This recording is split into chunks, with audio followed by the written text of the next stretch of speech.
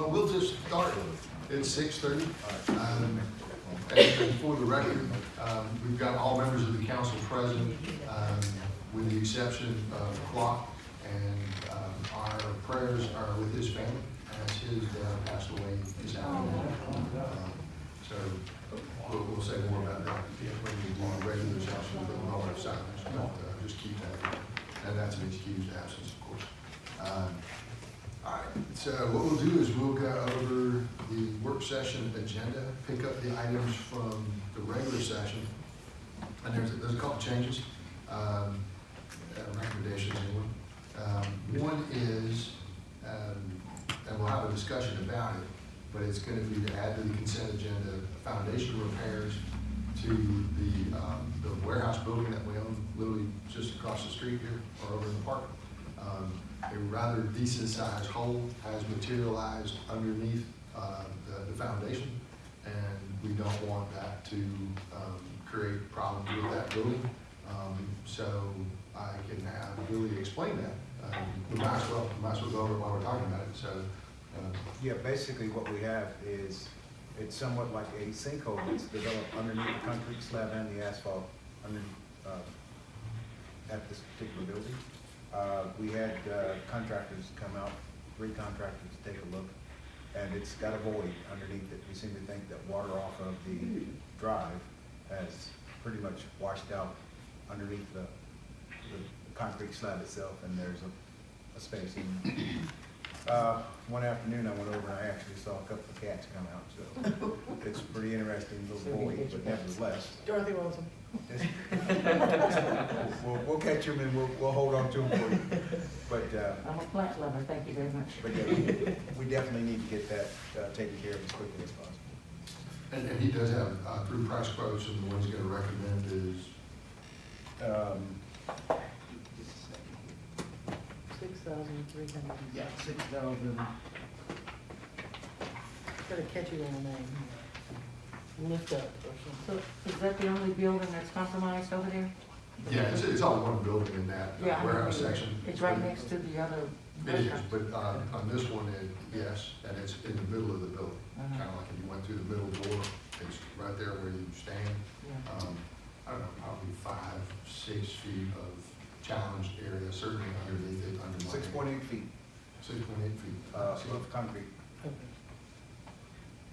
And we know we got a price. What was that price? Looking forward now to you. You're adding that to the agenda? Yeah, just the consent agenda. But the- 6,842, and it's lifted right. And so that the council knows, the 3 prices were 13,350, 11,592, and then the lowest price was 6,842, and that's the one you guys are recommending, right? That is correct. Yeah, Who is that? It's one of those where we need to That's fix the that. We don't want lift it right. Lift it right? Yes, ma'am. We don't want to lose a portion of that building and have these numbers, triple in price. Any questions in reference to, that, Ms. Doyle? Any questions? Any other questions? No. How long, when is this gonna, how soon, do we know? Hopefully as soon as possible. Yeah, if it gets approved tonight, I can have them out as early as Okay. probably tomorrow or Friday. It'll take 2 or 3 days for it to cure and to do what they need to do. Okay. Ms. Knight, any questions? No question. Ms. Turner? And I envision pulling that out of SPOS funds, just simply because it's an emergency. It's not an issue that's relevant to how the traditional city does business. Maybe the 2014, something's got something that makes some sense. Any objections? There's not a ton of money. What do we call that building? The warehouse. Warehouse. You sure it's not called the hub or something like? Anyway, when you make the motion to approve the consent agenda, you'll need to make sure you not only add item C, but that you articulate that it will be from SPOS funds. Do the best I can, make sure we have. Thank you. Any objections to any of that? Hearing none. Meeting agenda, one thing would be added, actually 2. One is, if you read your packet, you have a section under there where we talk about the 85 rule, and that's gonna be the first reading, that would stay. But item A is basically, it's an agreement, and there's a couple questions on it, and it only becomes effective upon the approval of the amending ordinance, which is the one that we have the first reading. So we would simply table A until we actually approve the next section, and that allows us the time necessary to ask very specific questions. And most of it is, the 85 rule isn't the issue. The question would be, is there any additional changes that accomplishes? In other words, are we just changing the 85 rule, or is there something else that's in there? And we want to make sure we're right. We think the answer is no, but there's a question as to why it's a separated piece. And we don't have the answer back from GMA as of right now. So, no objection, we basically table item A. And then, So, and if you wanna, I'm sorry, Mayor, to interrupt, but if you wanted to create a specific timeline, you're tabling it until the second reading of the ordinance, whenever that is. whenever we do the second reading, we'll just put that underneath it. Okay. Because it becomes, we'll do one of the pass ordinance right underneath it, as long as it's as we understand it. So just to make sure we're all clear. And then we would add letter H, and letter H was defined, I think, by the city manager as we had different opportunities that came available. Specifically, the second fire station has been under a lease with the city, and that lease was written many years ago. And what it said is if the owners of the property ever sold the property, the city would have the ability to pick that portion of the property up. And it required a subdivision. It requires us to pay for the surveys and the different things. Fire station's probably worth $500,000 to $700,000. So to be able to get that gifted to you for free is not bad. Additionally, we pay about $3,000 a year in property taxes, just simply because it's in the private sector's hands and not ours. We'd be able to say that on an annual basis. So we would add the acceptance of that and the details that go with it. We should have, I know several of you, we had, I don't want to call it an emergency, but let's say we had a call, planning and zoning meeting, to be able to get that subdivision walked through. And the idea is this gentleman got an unsolicited offer to buy the property. In other words, he didn't have it for sale. Somebody went out and gave him an offer for it, and gave him an offer that he feels he can't, he can't not accept, as long as they do their due diligence and things like that. So that's the reason. It's not that it was poorly planned. It was just one of those where, somebody wants his building, we'll throw a lot of cash at it, and in the end, it helps us tremendously as well. So the item H, while we're on that subject matter, you have the information available to you and recommendations from the Planning and Zoning Board. Are any questions related to that? Yes? And I think Marty can answer. Everything remains the same as this stated in the meeting, is that correct? As far as any fire lanes and easement? Now, the question on They easement. they made a suggestion that, Here's something to remember on easement. You already have an easement now, Right. but it's not a dedicated easement. Right. Right. The part that's important to us is the subdivision of the actual property itself. Right. We have the legal right to drive on it, whether it's 15 feet or 30 feet, it doesn't really matter. And we could put something in there in the wording of it, where basically it allows the surveyors to make minor modifications to the concept so that we can get it the way we need it. But generally, your easements don't matter, right? The property itself is going to matter because that's going to be a true meets and bounds description. And what you see on that would be, 280 feet latitude north coming off a stump in the old days, going 300 feet in the other direction. And that is defined in the original, which was originally in the lease. So don't get so stuck on it. No, I just want to know that the language only spoke for the plat, not the other stuff. That's correct. Right. The easements That's all. themselves, let's put it this way, they can't get out without our signal. Right. So, That's all I needed to. I think that, Because, and the beauty is this property is 500,000 square feet. It's been vacant for a while. It's still Southern Body Warehouse. We're not 100% sure what the future use is going to be, but we have a pretty good idea. And if that project materializes, that would be, a substantial number of additional jobs in the city. Maybe not the best jobs, but, jobs done the same. And then that allows those people to shop and eat and, do other things. Got our fingers crossed on both. We just need one. Any additional questions related to that? Any additional questions? Ms. Knight, any questions? No questions. Ms. Tran? No questions. Excellent, okay. And with those modifications, is there any additional items or the approval of the December 8, 2020 meeting agenda? Ms. Dean? I'm good. Ms. Knight? No questions. Ms. Tran? I'm good. All right. Further down, obviously the fire department, the Danny and Nell Rudd firefighter of the year. I'll leave that when that time is right. New business, we table item A. Item B is to authorize myself to execute the mutual aid agreement with Clayton State University. You have that in your packet. It's basically, something we've had existing for a while. You have any comments on that, Chief? Just if anybody's got any questions on what it actually is. Because basically what it is just stating that Clayton State has an emergency on their campus, we will go assist them and vice versa in our city. But anything that occurs to our property or whatever, we take care of and they take care of theirs. If they're in the city and one of their cars get tore up, that's on them. So basically that's just what it's saying, that we're willing to go help each other. And a question that came to me earlier that I was having a moment, difficulty to remember, it was an extension, not a new MOU, it's an extension of the one that already exists. That's helpful to know. Does it expire? Yeah, It will expire. It will expire. Has it already expired? No, it has not expired. I think they're trying to get on top of that before it does. Yeah, okay, yes, sir. Any other questions, Ms. Knight? No questions. Ms. Tran?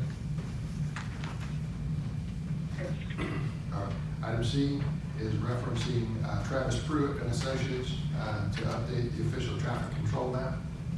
We probably added, several different changes. An example could be something as simple as a stop sign, right-of-way changes, street changes in terms of left turn only and different things along those lines. It's 10 changes. 10 changes, and those need to be reflected in your actual maps, because that's what helps you be able to take it and succeed in court. It's not just enough to write a citation, you gotta have something that backs it up that says, we as a city agree, that this is where everything is supposed to be. Travis Pruitt has done this type of work for us for a number of years, including other types of maps. Ms. Marty, you can tell us a little bit about Travis Pruitt and I actually have not had any dealings with them yet. But they do our zoning map too. Yes. Yeah. And I mean, for as long as I've been here, which is 18 years. yeah, and they've got a little price in there, and I always remember it like this, is like a survey. If we hire the same surveyor, he's got a reasonable amount of the existing data. He's not starting from scratch. We hire somebody new, they don't have any of that because it's proprietary, they're gonna keep it in their CAD files or whatever, and then the new guy's gonna want, a lot more money to start up. So, it's not real controversial, it just simply says, this is what we need to do. When was our last update? You know? I mean, And you said there were 10 10 additions? changes, so it's been some years. But it's just like with the zoning map, say Marty holds the master zoning map in her office or thereabout, and if there's a change, she has to go out and literally mark it on the zoning map. But you don't have to have the zoning map redone every single time. You accumulate some changes, and then you get it codified, so to speak, from time to time. Well, for this map, stoplights, stop signs, what else would we? Everything from, A turn lane, Railroad a crossings. turn lane, one-way lanes. Railroad. Yeah, because we know for sure we've had a couple on Pleasant Valley, we know we had the stop sign, we had it at Clayton State University. We know we've made some additional marking changes at Lee Street. Those are just some of the ones that, since I've been here, so, I would say that some of those others go back further than that. Maybe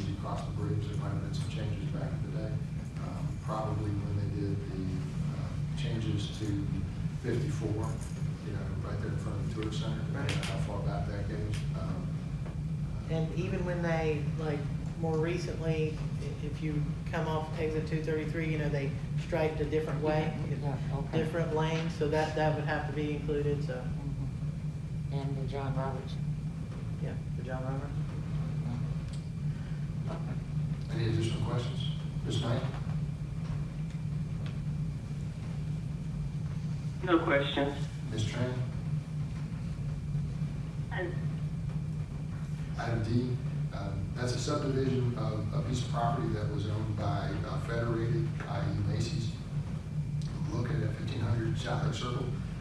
It was an existing auto repair, former Goodyear, and that was all part of the Macy's property, and they just simply subleased it to Goodyear. My understanding is they have a retail use, a lighting company that wants to be able to buy that from them, and they would basically carve that piece out, and that has made it through the planning and zoning process, and I believe that gentleman will be here Yes. at the regular council meeting, so we can ask questions if we have them. But you can ask any questions you have of the staff at this point, if you have them. Ms. Dean? Ms. Knight? No questions. Ms. Tran? No questions. All right. Item C, actually E, this was related to authorization of an expenditure. Traditionally, this would have just been in our normal budgets, and it would have just been expended, but we've got, you know, some freezes in place. And this is related to some education and training that's required for some of the members of the fire department to be able to get to the next level where the city has traditionally and consistently paid for that training. And then remember, once these individuals have went through the training, they usually have to have a commitment of an additional 2 years here, or they have to pay us back. You want to chime in there, Chief? You pretty much summarized it, but there's different levels of EMS certifications through the state. And so I have 4 members that are EMTs, which is the lowest level recognized by the state. Those folks can't do a whole lot to save your life. They can do some things, but not like an advanced EMT, which is the next level. And so we require everybody to be at least an advanced EMT by their 2nd anniversary, because they can perform so many more skills, so many more life-saving skills. So to get to that level requires another semester of school. It ranges in the neighborhood of $2,000 per semester, depending on which school they go to. And then we have 1 member that's almost finished with paramedic school, and she needs 2 more semesters to complete that. Okay. Any questions? Ms. Dean? Ms. Tran?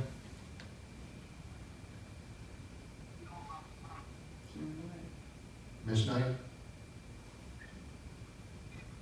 No questions. Thanks, Chief. Item F, we had some discussions about 3 of these at the last council meeting, but I guess we just didn't vote on the executing, basically the ability for the city to pick up the property taxes that were owed. We did not condemn this property, we did not sell it on the courthouse steps, but that has already been done for at least 2 of them. And all they're saying is there's a certain amount of money in the bank, we are legally owed a certain amount of property taxes, and if we want that small amount of money, we gotta go and sign these off and go get them, which of course I recommend that we do. The new one that's on there is 6441 Stone Terrace, M6, which is a condo over at Woodstone. Any questions in relation to that? There was some discrepancy about the Navajo house. There was, as a matter of fact, I did talk to my neighbor, I gave him the thing. I'll paraphrase it, is he had told me prior that he had actually paid his taxes. Once I handed him the piece of paper, he said he tried to pay his taxes. And it turns out the number at that time would have been closer to about $3 grand. The difference between what he would have paid and what it's gonna cost him to get that house back is a loss of about $17,000 because of the way it was done. So it's, It's correct. Okay. Once you didn't pay it, for whatever reason, you know, now that person has bought his lien for $102,000 or whatever it was, and he's got to pay at least a 10% fee plus all of the other fees, which turned out to be about another $6,000. So, you know, it's one thing to have $3,000 in the bank, but it's gonna cost them about $21,000 to go get his house back. And the timing on it is, you know, literally, I just gave that to him 2 weeks ago when we had a meeting. But all the documents were dated like the 1st of September, which means he really only has 9 months left. And he had no idea, you know, that this was taking place. So, you know, that's a terrible story, for a lot of people.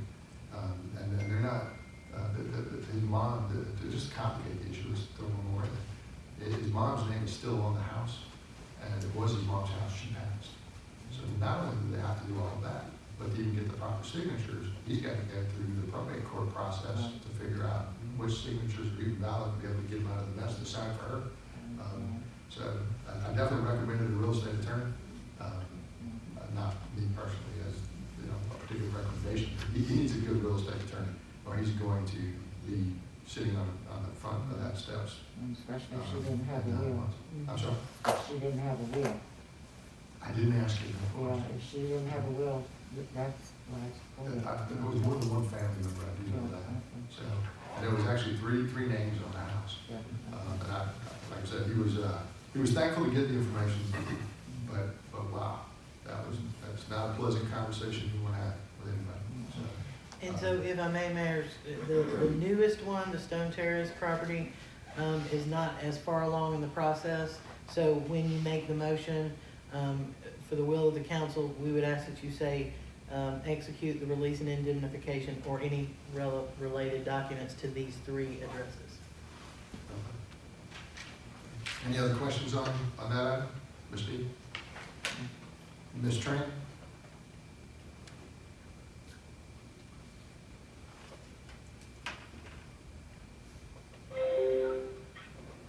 Ms. Knight? No questions. And Ms. Tran, I can't hear you. Is she on? Okay. I think you got a sound delay of about 5 seconds. I hear the very end of it, that's about it. Then the approval for G, basically this is just an application and a cover letter for what used to be the old LARC program, but it's the LMIG program, which is your gasoline tax is being used to promote some street resurfacing. You've had in front of you the different streets that they're looking at, and the idea is, it's only gonna cover a certain amount, the rest will come out of the city budget. And based on what Billy was saying, these are the ones that had the highest need of some sort. And any questions related to item G? I have a question related to, Continental subdivision. You're only doing one street? No, I'm trying to do the whole The thing. whole thing, did you speak about, Clearbrook as well? Crossing over and doing the whole thing? Well, Clearbrook's the other side. Yeah. Yeah. This one, it was the middle street that was in there, Yeah, Kingston, Kingston. is to get Okay. everything in the whole subdivision. Oak Ridge, Kingston, and, the whole circle. Okay, Yes, ma'am. okay, so that's what you're gonna look at doing? Yes, Yes, ma'am. Okay. I think that's in your packet, that's all. Yeah, there's a letter with all the streets and their links listed. Now, that's not the actual application. That's why the motion will include the cover letter, application, and any related documents, because we don't have the cost estimate back from the county. We'll Does need that that. have the whole thing on Continental there, or just Continental? It's Continental, Kingston, Oak Ridge, Twilight, Candlestick, Candlelight, and Lamplight. Well, I don't think I got that. Okay, then.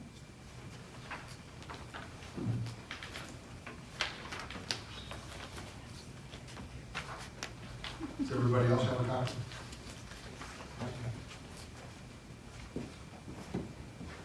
All right, just going on from there. Item H is what we talked about earlier, adding the subdivision and acceptance on the second fire station property.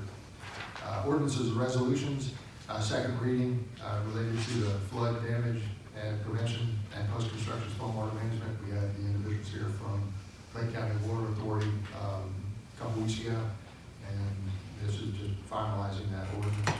And any questions? Ms. Dean? No. Ms. Knight? Are you gonna clean up everything or? You know what, and we should ask the city attorney, there was a comment made that basically said, you know, they would work with all city properties based on the stormwater utility fee. But when you started looking at private subdivisions, that answer was no, and it was the requirement of the HOA to pick that up.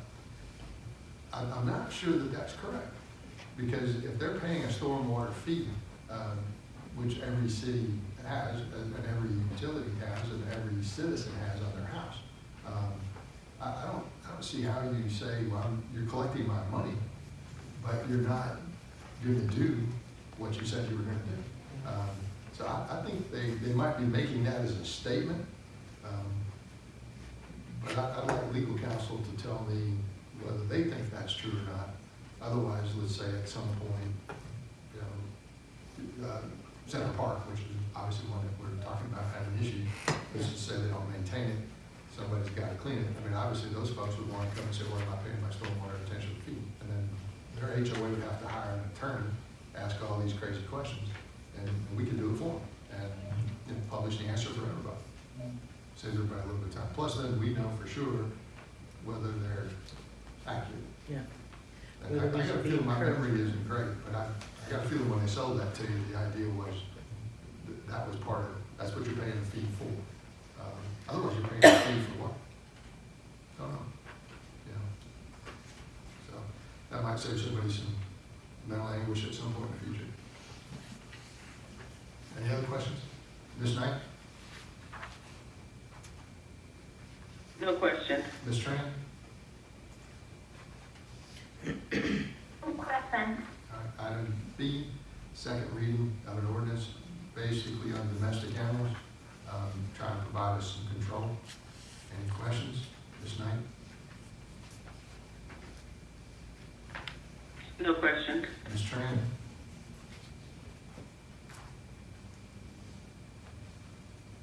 No question. Ms. Dean? Okay. All right, item C, that's the one we were talking about earlier, which is basically the first reading, and that's modifying the 85 rule. You know, we realize that that's gonna create some budgeting issues, but if we could get it out of there, at some point in the future, some future city council may appreciate that. And it's your first reading, and you saw several sections in there, and as we stated in the work session, the current session, there's another 2-page section that we're asking for some clarity on, just to make sure that, you know, the only thing we're changing, and this is a big deal, once you adopt this document, if it's not correct, you know, we're adopting it incorrect, and it means something to a lot of people. So we just want to say, this is what we're changing. We all agree that they're not changing anything else, or if we are changing something else, what is it specifically? And then we'll get all that, you know, cleaned up for us by the next council. Any additional questions? Ms. Dean? No. Ms. Knight? No question. Ms. Tran? No question. Excellent. All right, going into the work session agenda. Let's see if we got anything down there that we didn't want.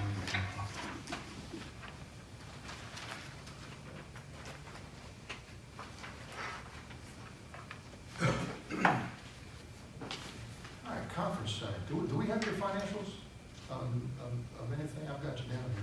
Yeah, I actually left the November financials on my desk by accident mistakenly, but I did write down the numbers for December. We're scheduled to, projected to make as of now, $14,070.52. A total of 5 events for the month of January.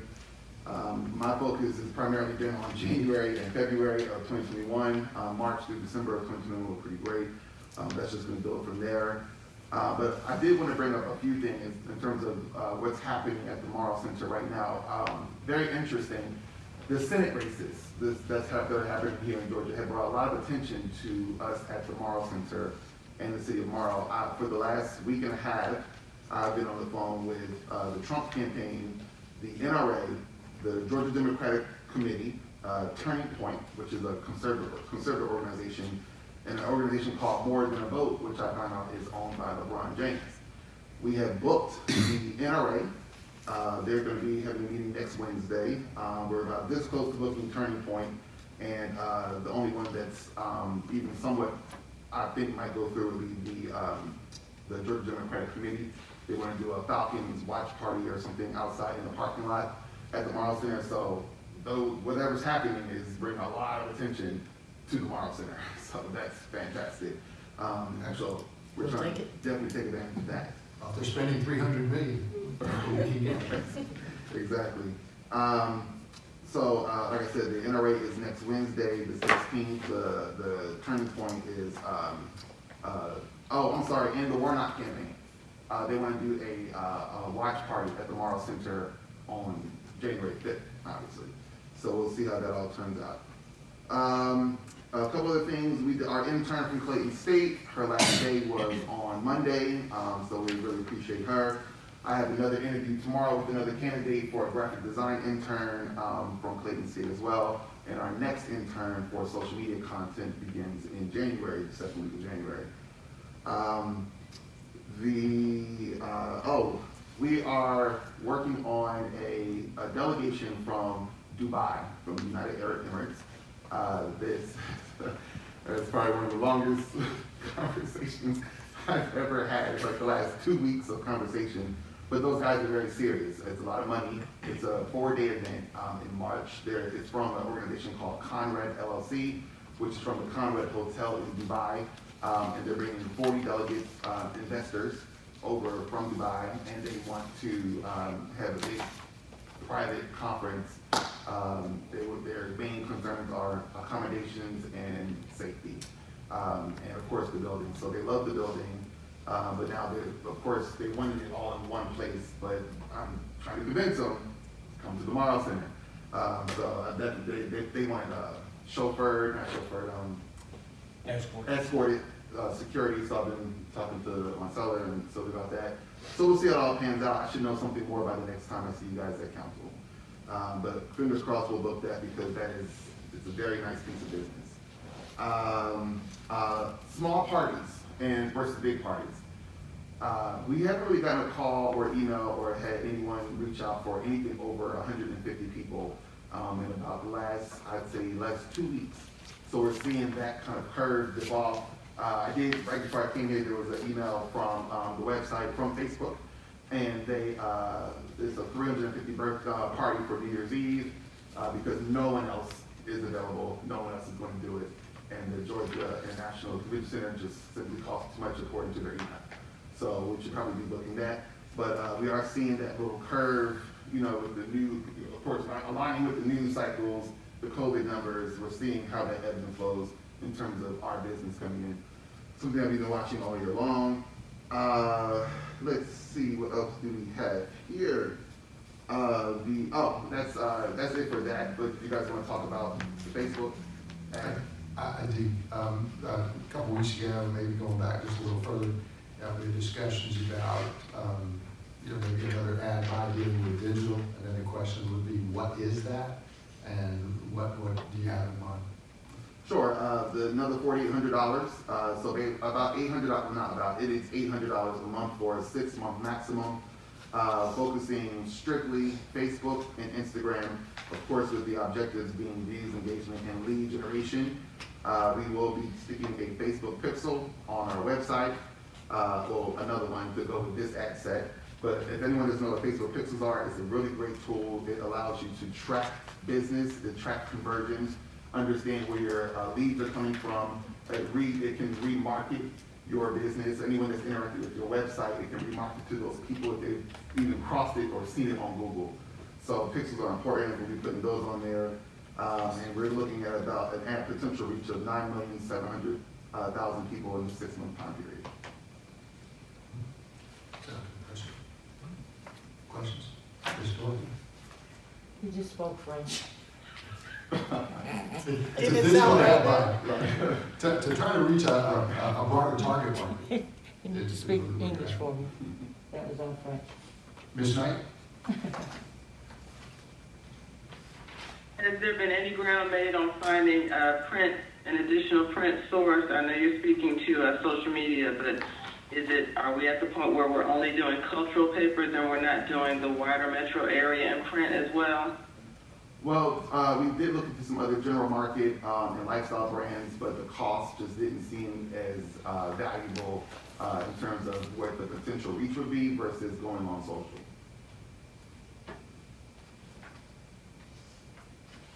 Yeah, I know the conversation had gotten to that point, but were there any additional general market, more affordable options? And if we're just doing print in the cultural papers, has there been any return of bookings with regard to those cultural print media? I haven't looked into any other general market or lifestyle brands for the since I last reported. Those were the best. And I think that personally, I mean, I'll do some more scouring. I'll really kind of get into the nooks and crannies, but I don't think that there's going to be anything as valuable in terms of what we spend the money on. And as far as the return of investment on the current advertisements that we do have, I haven't gotten any calls. I just got one call from a Spanish radio station, and that's about it.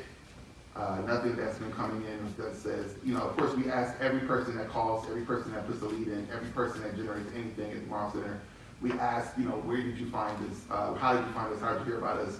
And I just haven't heard that yet. But I do say that with the caveat, it does for print media, that takes saturation time. So I think we have about another couple of 6 weeks or so to go before I would say, okay, something's not working, let's change up something or whatever. But I think that we're a little too early to say that, to be able to claim what is and what is not working.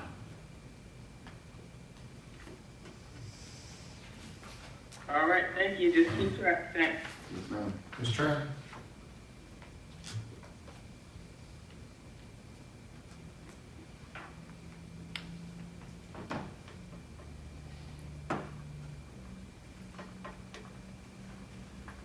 Okay. 85 rule, obviously that's on the agenda. Let me ask very quickly. I want to insert this. So we've got some cultural magazines. Warren, if you wouldn't mind maybe looking at Rolling Out magazine, and I think there's another one I can email you if we're kind of looking at niche markets that are cultural. I'll send you the information.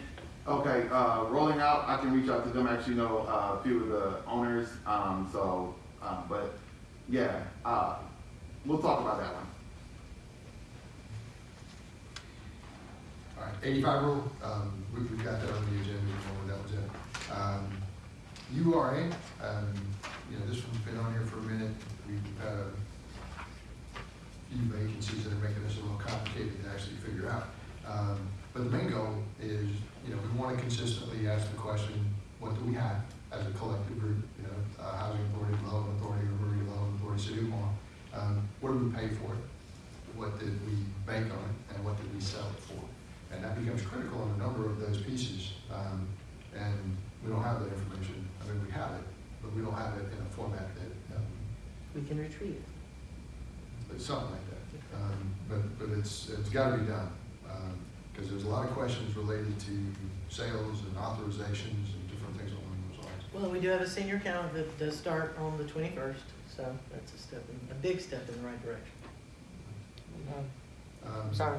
A senior accountant that will start on the 21st of December. Okay. Do we have Not yet. any kind of, our resume for our CFO is, anybody come in yet? Well, we've got lots of resumes, but not necessarily ones that, we're not getting a lot of government experience, so. Yeah, that's fine, good. All right. Marketing contract draft. This has been going on now for a little bit. But some of our hotel and motel tax is collected, and we're supposed to be able to utilize a designated marketing organization. That designated marketing organization, working in conjunction with the city, helps spend that money toward conventions and businesses and tourism and things along those lines. So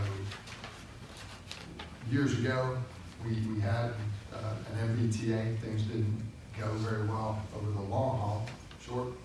Certain parts it went well, but that was deleted and is now no longer authorized. But the question is how we do it. Whenever you're dealing with a private organization that we don't know at all, it's like giving them their money, your money, tax money, however you want to call it. But you don't have a lot of control over it. And they spend the money almost any way they wish, and they can charge you what they want. The original idea was for the city to work in conjunction with our business community to set up another one. And we've now succeeded in doing that, and on paper, right? So right now, on paper, it's ready to go. You don't want to make too much happen at the end of the year, because just like any other organization, you know, they're responsible for, you know, certain reporting requirements. So probably the first of the year, January 2021, we'll pull the city businesses together and we'll make that organization live. Now, before you get there, you come up with, well, after you get there, but then the city comes up with a marketing contract with this organization. The good news is that organization hasn't even met yet. And what I want to do is have a contract that the city wants. And then we'll simply present it to them. And they can pass it or not pass it, but the bottom line is it's going to be a contract we like. And with the idea that as few transactions, where they're sticky, you know, where things that we didn't approve or we don't like, in other words, wasted money. The vast majority of those resources will get spent on things we want, such as advertising, marketing, promotions, conventions, and things like that. But it also gives us a chance for the first time in a very long time to now start to have good conversations with our business community, that we just don't. So I've probably spent the last 3.5, 4 months personally meeting with, I'm not gonna say all of the businesses in Morrow, but a good chunk of them. Whether that's Sherwin-Williams, Monday Moon, Walmart, Costco, small independent businesses and otherwise. And, you know, we're leaving them out, but we shouldn't, because that's how the city makes money. If we continue to leave them out there, then we wonder why they don't participate. For example, you know, we do a number of events, but you know, we had a few, Karina, I think is who we thank for that. But for the most part, we don't have participation. And in most places, they are the driver, not the other way around. So we have that there. And is that a draft contract? I think it's a draft contract, right? Okay. So read it. And it's basically just how are you spending your money? It was drafted by the city attorney, I believe. So it's already had, what do you call it, legal review. And the idea is to control our money as best we can, right? Now realizing that it's not just like a development authority. You can have some influence, you can have members on the board, you know, but you don't have control. In other words, it's going to be 3-2 or something like that, very similar to the DDA, for example. The DDA has a couple members of the city on it, but it's going to have more members that you choose. In the business community, they get to kind of choose their own. So, any comments related to the draft? If you just had a chance to read it, then you're probably not afraid to ask tough questions. But we want that really simple. And that should be maybe not their first item of business, but an item of business right behind them, so that they can say, this is what we're looking for. Questions? I do. This is an entirely new contract. It's not the old parts of It's the a old modified contract. contract, so I don't want to say brand new, but I want to say it's what has been used in the past, except it's modified, I believe. Yeah, I think the only modification from one of the ones we used with the MBTA was that we took out the use of the tour center as the office space. And it does give you some leeway. I'll give you an example. So let's say we have Karina, is that her name? And she's costing us a certain amount of money. Maybe we want to get her half paid by the city and half paid by this organization. That would be the worst thing in the world. That helps the city a little bit. And, you know, she's doing events. She's coordinating tourism type of options. She's working with Warren and other people. Certainly that would be within the scope of that contract. You know? And I can easily see that happen. Additionally, if we talk about spending money in digital marketing or otherwise, that check could go directly through that organization. In other words, let's just take easy math. You know, $5,000 for an ad buy, $4,800, whatever the number was.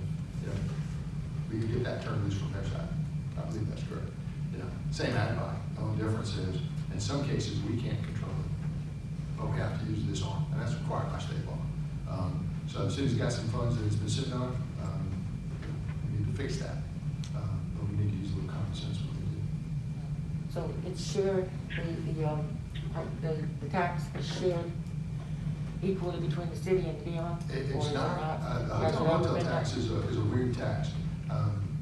But when the state legislature changed from the ability to collect 6 to 8%, that 2% had to be run through a designated marketing organization. So imagine you're trying to get that tax increased, and every chamber of commerce done demand went up there and said, well, the city's just gonna take it and spend it, we're not gonna be able to control that, we don't want that. So they came up with rules to try to make it a little more reasonable. In our case, we don't have really, we have a chamber of commerce in Clinton County, but we don't have something that focuses on marketing. So we identified that almost a year ago. It took us a while to get it in place. And before we even see the first person on the other side, we want to have the city of Morrow in agreement as to what we want. It's an easy thing to do. And that way nobody's fighting over it, because they're gonna approve what you ask them to approve. Pretty simple. It's kind of like for Councilwoman Dean and Knight, what Saventum was to us, right? And what we're trying to put, as you know, the way the relationship with Saventum ended wasn't the best thing that could have happened. So we're trying to put mechanisms in place that keep that from happening again. That somebody can basically be in control of our money and not have to answer for it. That's right. And if you see all the stuff in there, there'll be some additional discussions, and I think some of this is happening with the city attorney. And these will be questions you get to decide, and I'll give you an example. So once you've read that, would we want the chief financial officer for the city of Morrow to maintain both books? Well, my answer would be yes. Why? Because we know everybody there, and we're audited at a much higher level than anybody else is going to. And everything that they have is public record. Everything that we have is public record. So there's no real shenanigans that take place. That's one example. Same legal counsel. My answer would be yes. Why? Because somebody that's a small organization that doesn't have really lots of money or lots of experience, I would put our city attorney up against anybody. And if nothing else, before that group gets in trouble, they should be smart enough to keep us out of trouble. That's the game plan. So it's like, no, don't do that. To be honest, it might not even be in their best interest, but it might be in ours. If you say it out loud, right? On page 7 of the contract, number 13.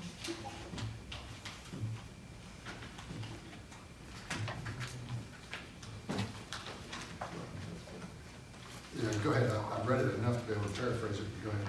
Yeah, I'm having a problem with some of the language there, and not being an attorney. How is the city separated from the DMO if it's Two entirely different the organizations. finance director and Well, you can have the same people doing something, but just remember from a legal entity standpoint, and I'm going to use your development authority as a good example because it's one that already meets that requirement. It has its own abilities, right? They're separate from you. You're responsible for your stuff, they're responsible for their stuff. You appoint people to that board, and they're listed on your comprehensive financial report every year. But they have a right to own property. They have a right to sue and be sued, right? They have a right to, certain staffing and things along those lines. Let's say this organization came up with its own funding source. Somebody, somebody donated them $1 million. who donated the DDA or the MOE? I'm sorry? Donated it to who? Well, they said they designated it to a marketing organization. Okay. Like whether you did it by membership fees or somebody just gave you a building or cash. They would be able to hold that in tight. That's their money. Right. They get to decide. Right. What we're controlling is our money. Mhm. And saying, with this stuff specifically, this is what you can do with it. That's what we're asking you to do.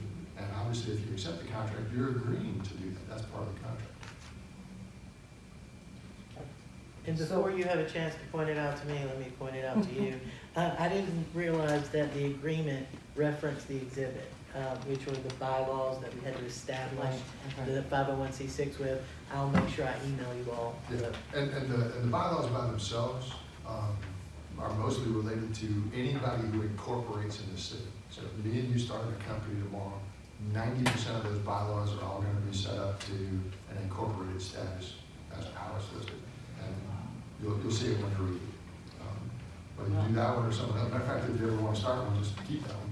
Well, I've gone through the process of incorporating, but like I said, this is we're the city, and this is saying that it's an independent legal entity, and that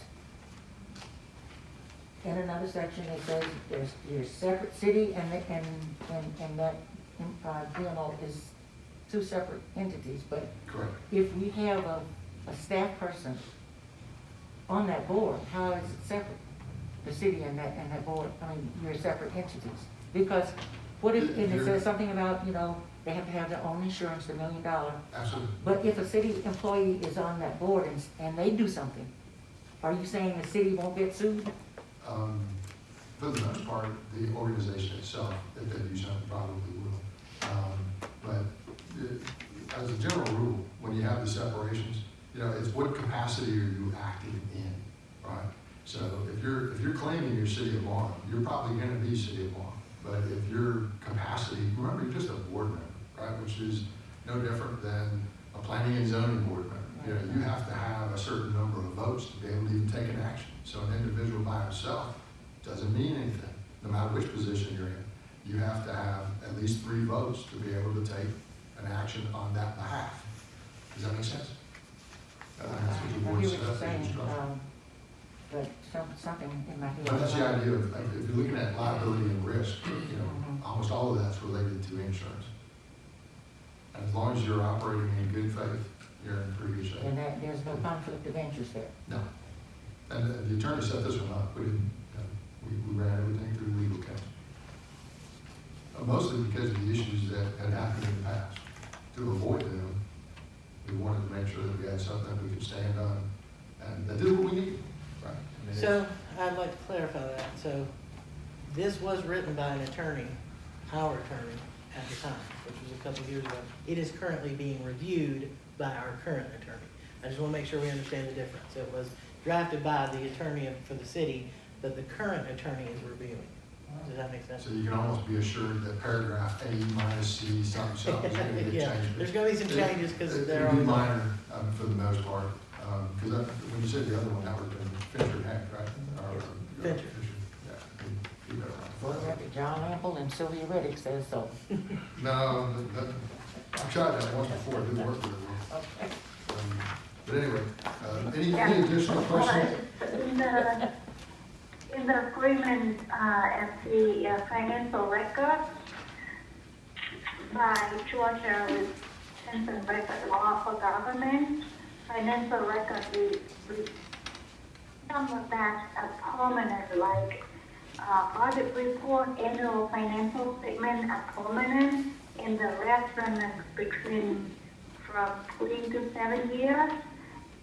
The agreement, so it's 3 years, so I want to pinpoint that 5 years, and then it depends, and it applies to the state law, whichever is greater.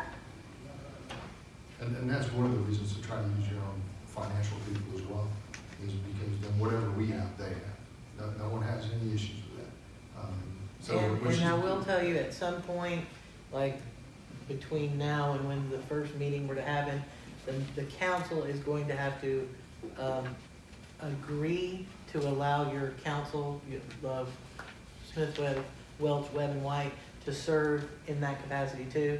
Because what the understanding is if you are ever at odds with each other, the city is the first client. And so the city has to approve in a vote at some point before the board is, the members are all. And that's the beauty of this, is we'll decide first. Well, I think we have, And then from there, it'll make it easier for the other parties, because they won't. We didn't, in the last one, we didn't have, they were represented by their own attorney. And I think that was part of the problem is that they didn't have a city attorney telling them that, about their open records obligations and things like that. Well, we're having a dual attorney. I mean, the attorney is serving both city and. Well, if the You council- can have the same law firm with Yeah. two different, Right, you know, right. legal advisors. I mean, there's We've many had ways to do it. that issue with Lake City before.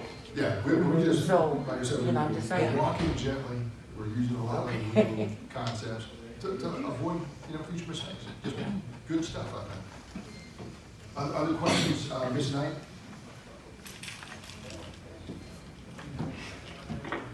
I don't currently have questions. I'm sure I will. Ms. Reddick, if you would provide us the bylaws so that we can review all the information that has been provided to the mayor to this point. Thank you. Another question, was there a number 12? I just misnumbered. I'm sorry. In the, on page 7, Yeah, from 11 to 13. Is it misnumbered or Yeah, just? you must be missing pages. I'll get you, I'm gonna, Well, no, it went from 11 to 13. 9, 10.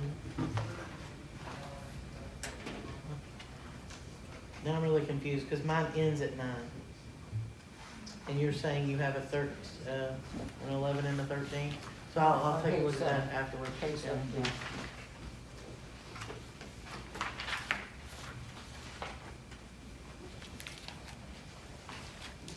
All right, we've got a couple minutes before the council meeting starts. Why don't we take a quick break? Mayor, did you want to take a moment to draw the names for the winners of the iPad? We do. Who wants to do that? We had a couple business partners, a law firm, plus some others. You wanna, you know? You're gonna draw? No. Yeah. Let's put somebody from the Councilwoman? audience. Yes. I may put my own name. Wow, what ya? Help me, Val. I may put my own name. They pull your own name. And tell them what the prizes were and which businesses participated. This is pretty cool. Speak away. Who can enter? We already entered. Too late.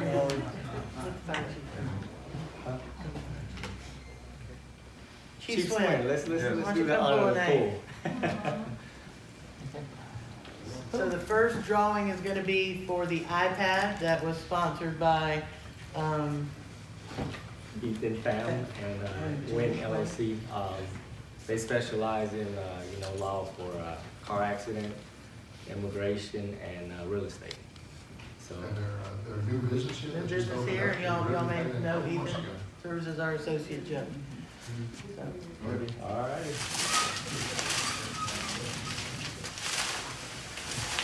Good enough? this is Val's pool.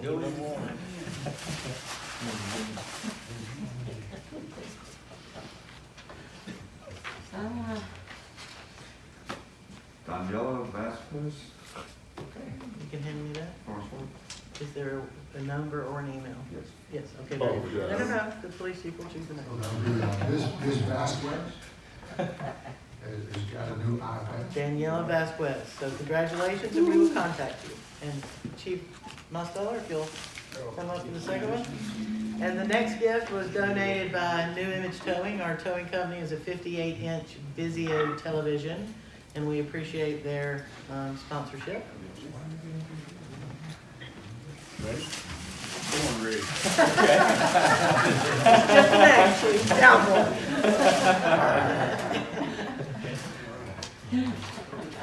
I'm shocked. How about that? Angela, I don't know that last name, though. Majaya. Majaya. Got a name and address and phone number. Excellent. Angela, Majaya. I'm thinking that's not how you pronounce it, but I'm not gonna tell you so. But we will contact her from Rex. Thank you very much. Excellent. We do appreciate the local businesses.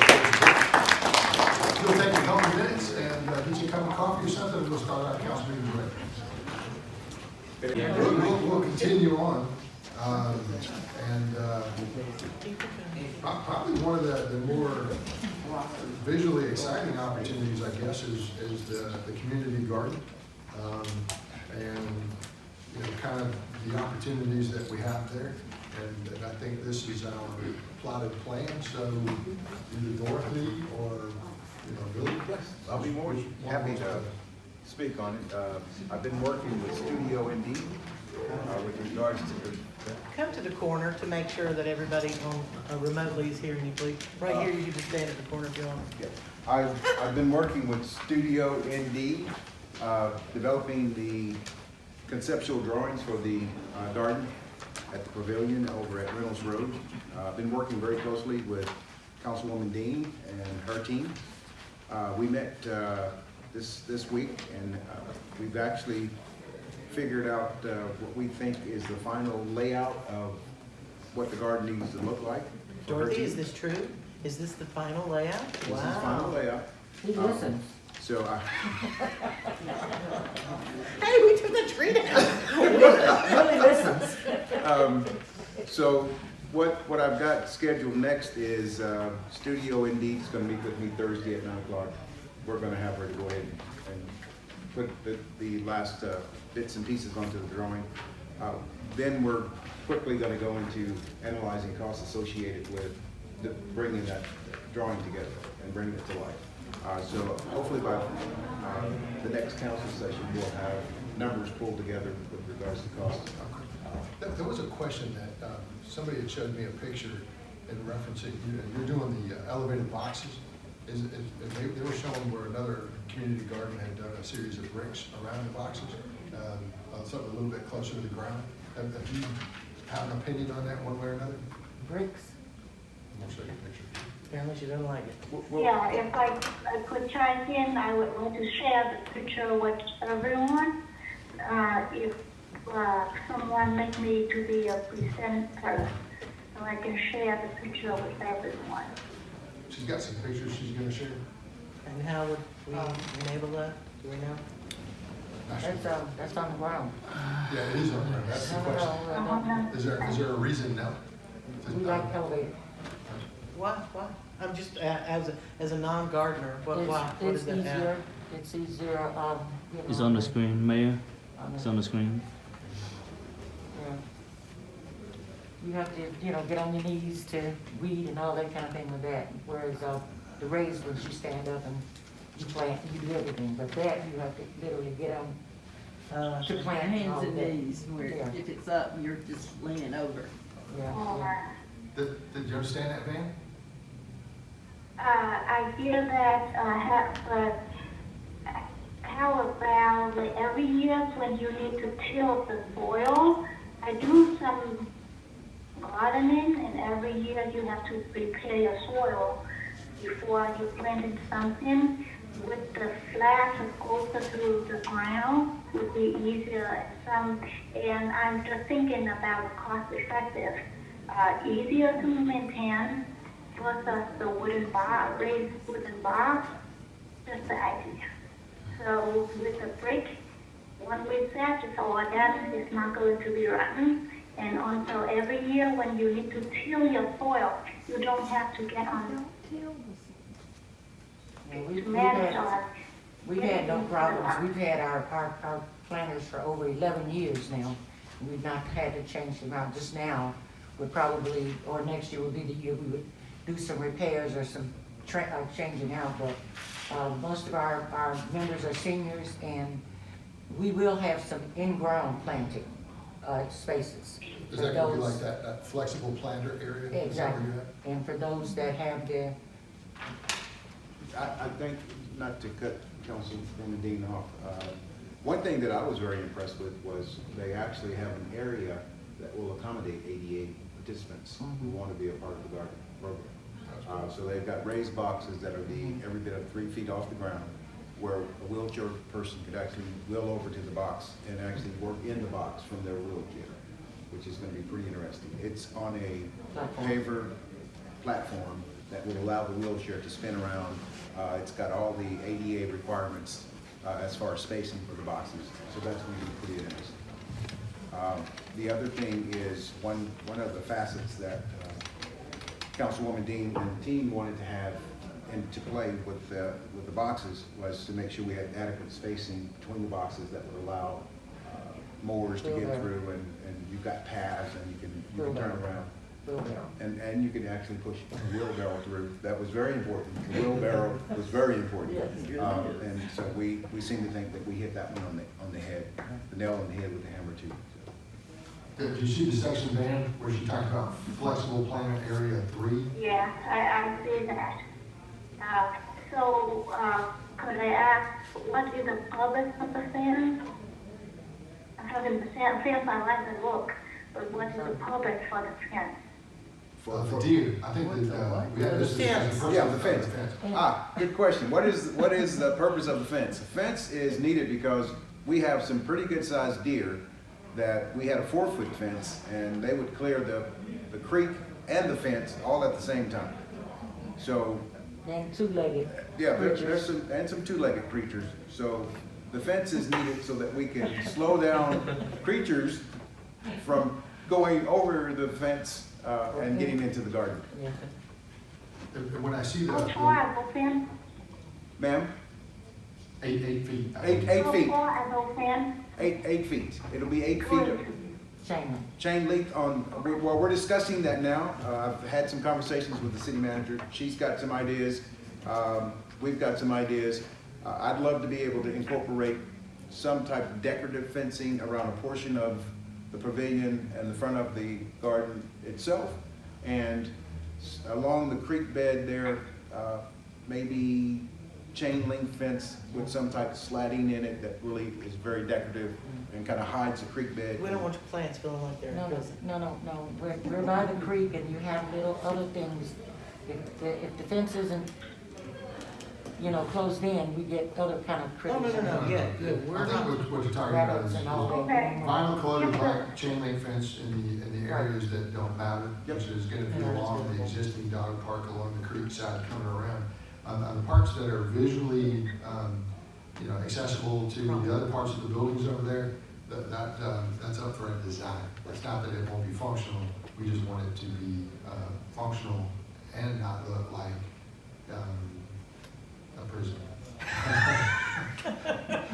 We want your plants. We not don't to want feel your like they're in tomatoes to prison. get out, but, Right, yeah, that's fine with me. I mean, if the budget allows, I'm that's okay right. with it. There's some decorative stuff. Yeah. I'm okay with it. Yeah, I like the fence look, it looks really nice, but please keep it in mind, a deer can jump up to 15 foot with a pop.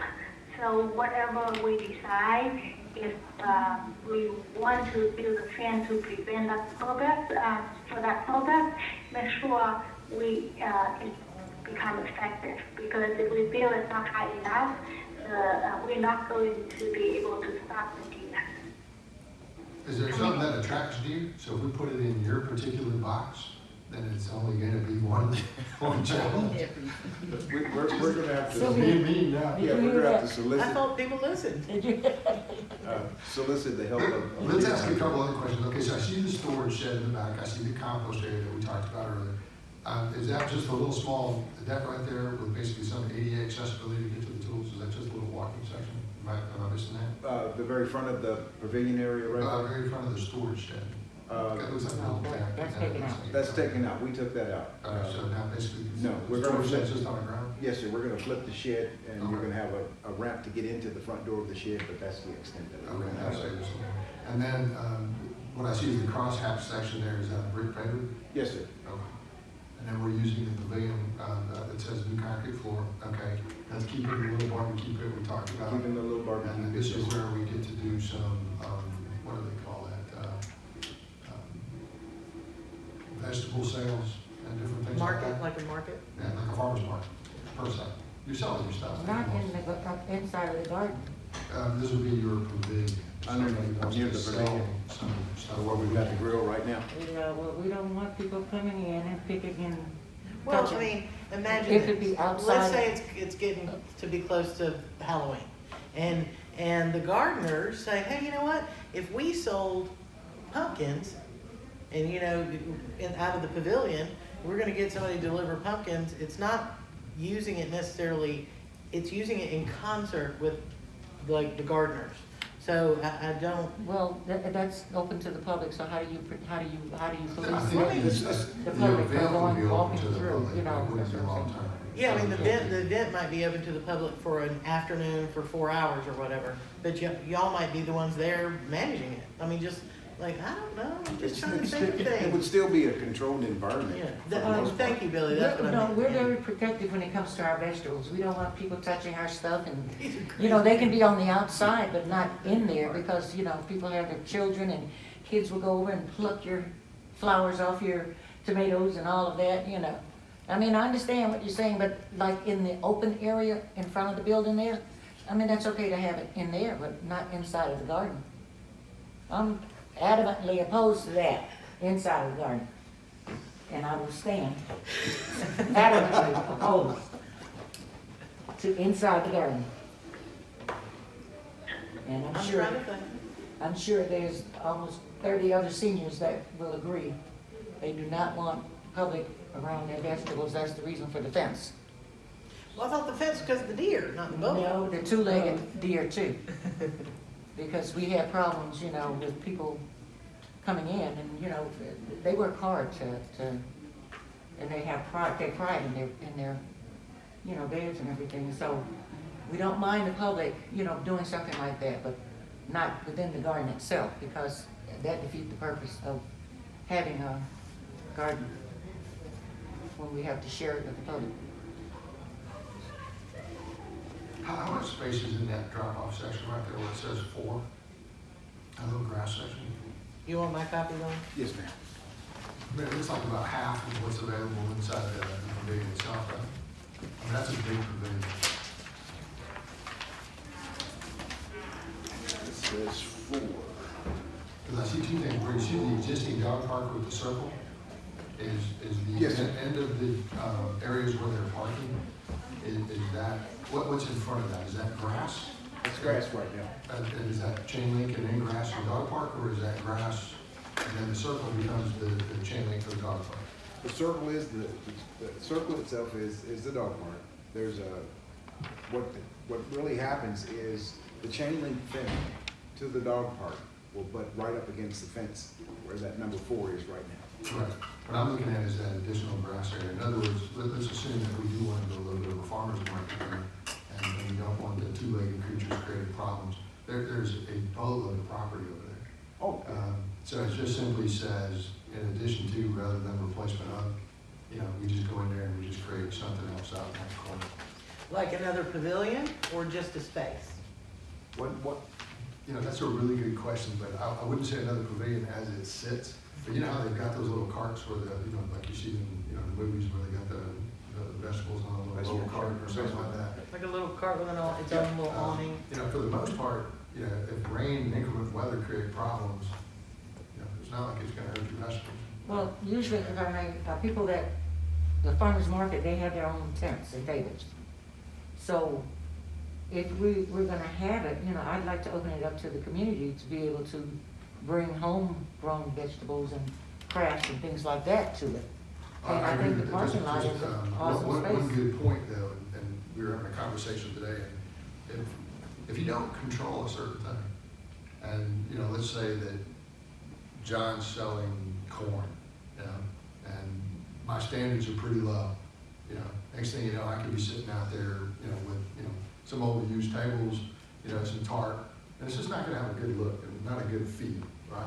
So if you're in this process and we're already deciding it, if you get it, you know we're gonna have some type of retail sale, then just similar to what they've got down in Savannah, you know, you got a couple little carts, let's call them that, you're making them available so that the presentation's good, right? It's our image that's available, but it's gonna ultimately help drive, you know, the opportunity.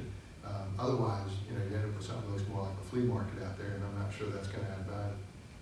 Well, and so what's the distance between not to be answered tonight, but thought, if the fence has a gate that has to open, can it be aligned with the pavilion in such a way that the gate creates a barricade? So I've got to control, like people are coming into the pavilion, but they can't go out from the pavilion. Just food for thought. Because I hear what the mayor's saying is, we don't want it to look like at any given time that it's not the pleasant experience we're trying to create out there, which is why we want a more decorative fence than, say, chain link when it's prominently visible.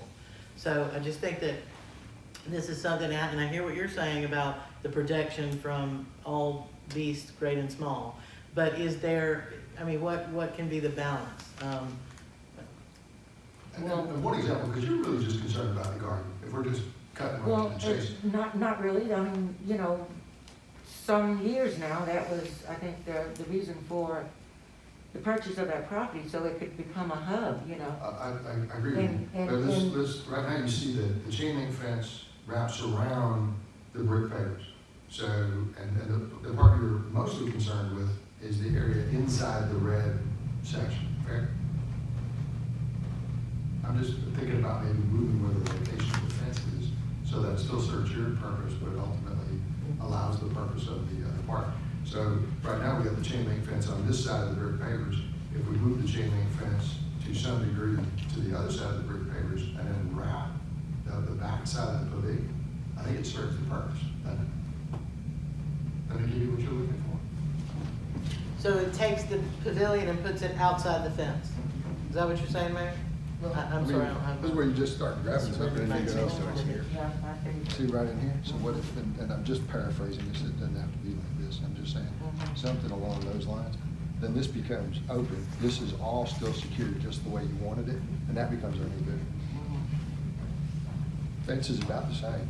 It allows us to do a little better job on the look of that pavilion too. Okay, Can you live with that? so now we have other issues like when we get soil deliveries. We need to have access for them to bring it in. and- Agreed. That's just openings in the fence, I don't So- think we can, that I think is solvable. Now, this is gonna be, the 88, so it's gonna come around and Yep. block that off, you're saying? Yep. And then actually coming back this way.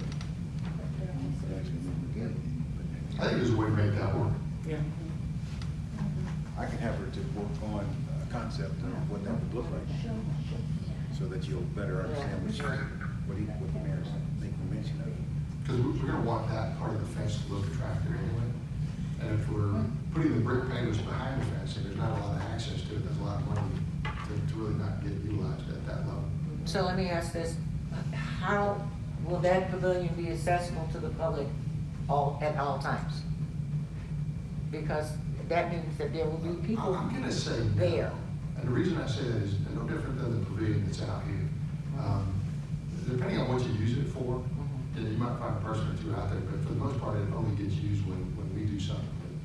So I think that would be something we'd let the garden club control, because we want to control the events out there, right? I mean, it's not like a picnic area where we're gonna have people just sitting out there. I guess a better way to ask it, are people restricted from being there if it's not in use?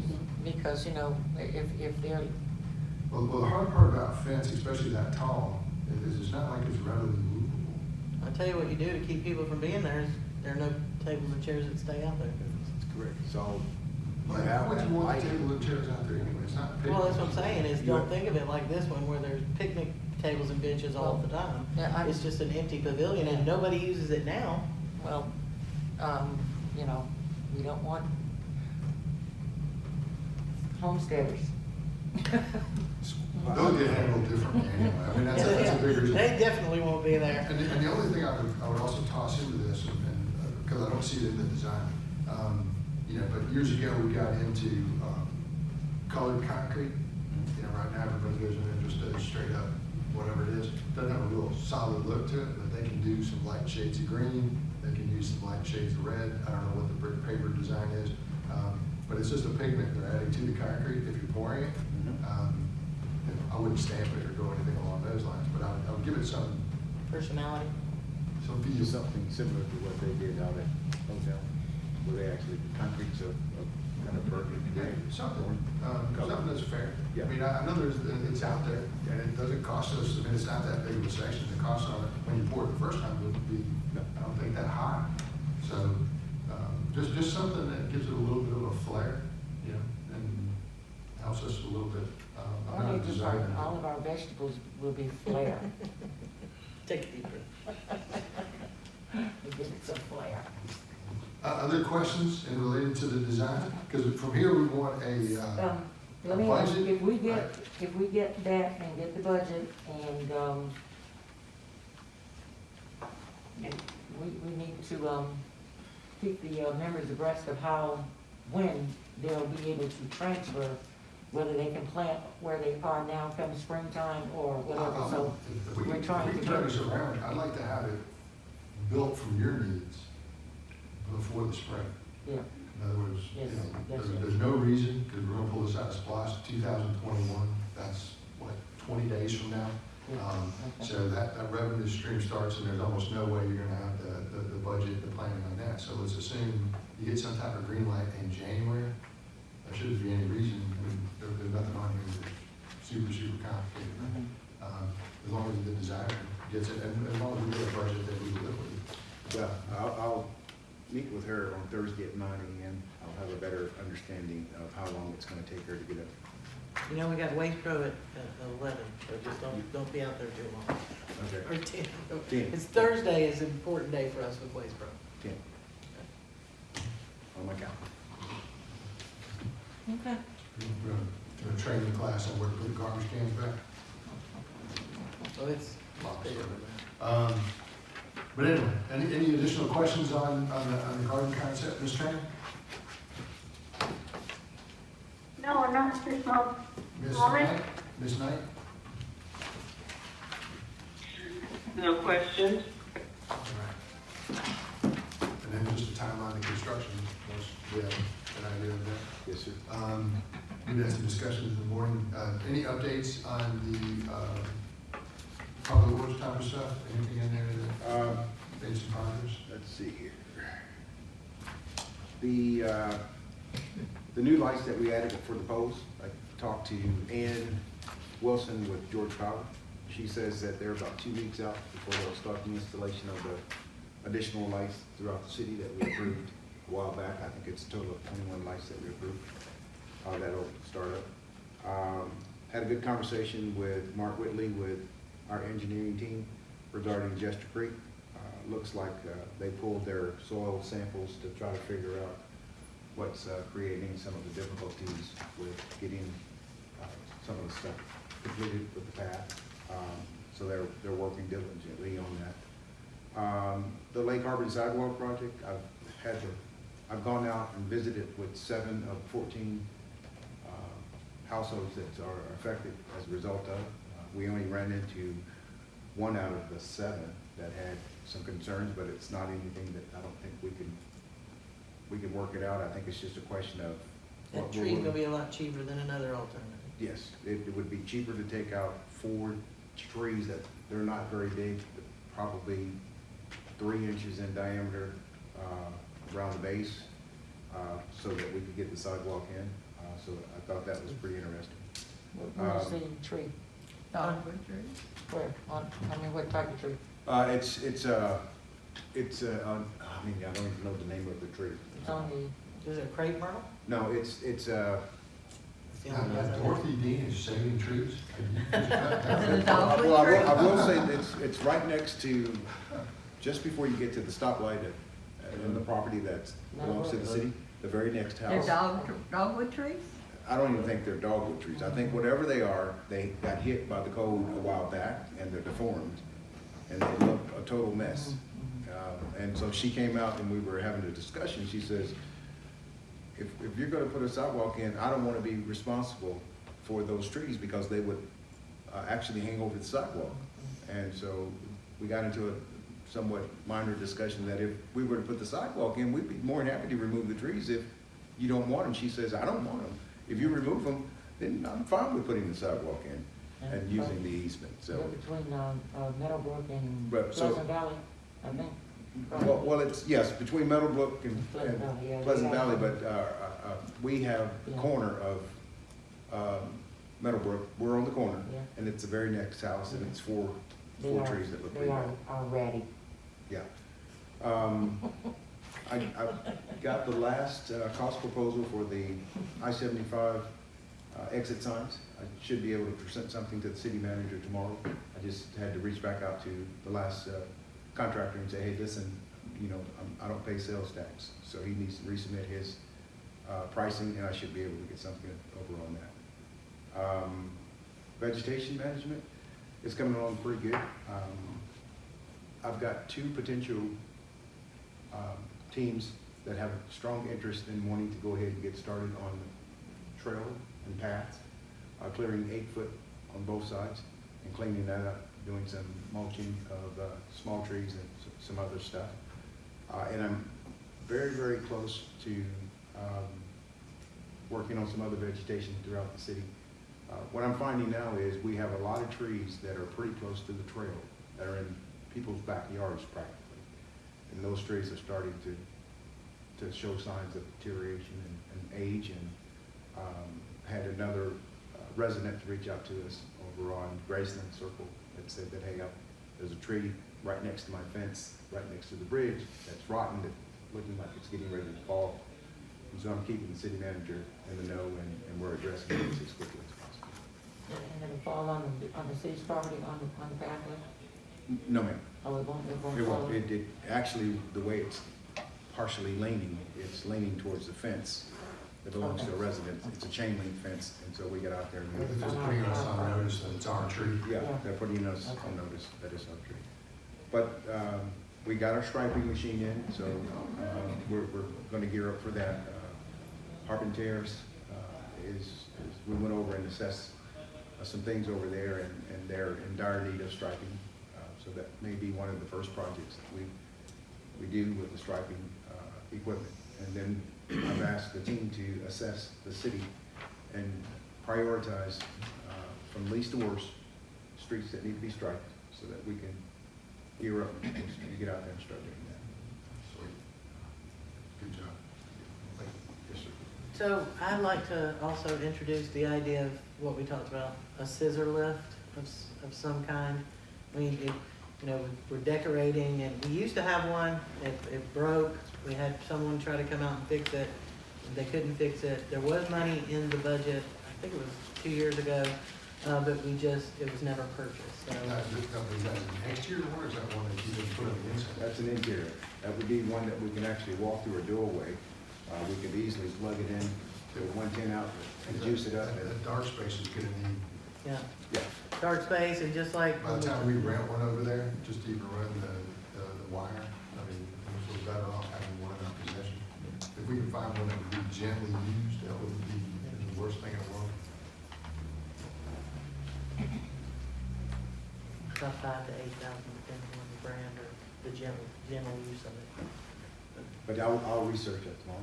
And see what I can. And lastly, the last thing that I wanted to report on was dark space.